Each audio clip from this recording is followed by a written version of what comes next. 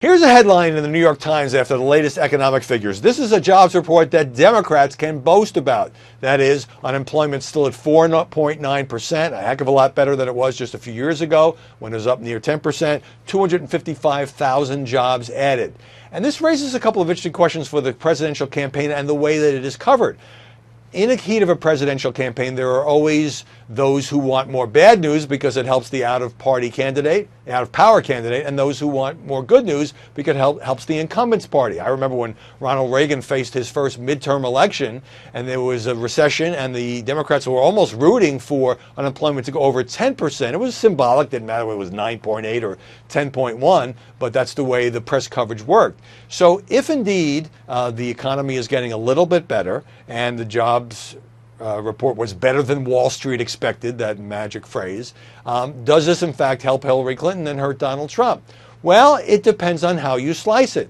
So clearly, at the same time that the Obama administration wants to take credit for the jobless rate being down compared to what it once was, Hillary Clinton doesn't want to go too far in saying that things are getting much better because a lot of people are not feeling this recovery. In fact, it's often described as the slowest or weakest recovery since 1949. Now, here's the thing. When you drill down in the numbers, you see that wages are not going up as much as working people would hope. So that's one of the reasons people don't feel prosperous, even though there are more jobs available now. And also you get this question of people who drop out of the workforce and don't come back, and they are not counted in the official unemployment statistics, all of which this New York Times piece does acknowledge. So, for example, when the 2008 recession hit, 66% of adult Americans, I guess it is, were in the job market.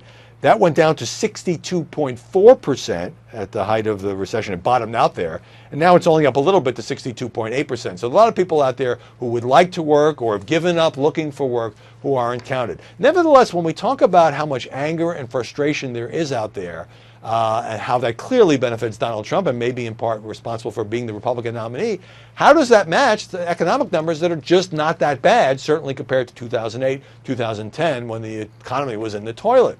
I think the answer is it always depends on how people feel about the economy, the way the economy is covered, and sometimes when there is a recovery and suddenly unemployment rate goes way down, more jobs are added, it takes a while, it's called a lagging indicator, for the public to feel like things are getting better. And that's what counts in this election. It's not the numbers, the statistics, the exact decimal point of the jobless rate. It's whether people feel secure in their jobs, whether they feel like they could get a better job, whether they feel like their wages are going up so they're not standing still or losing ground to inflation.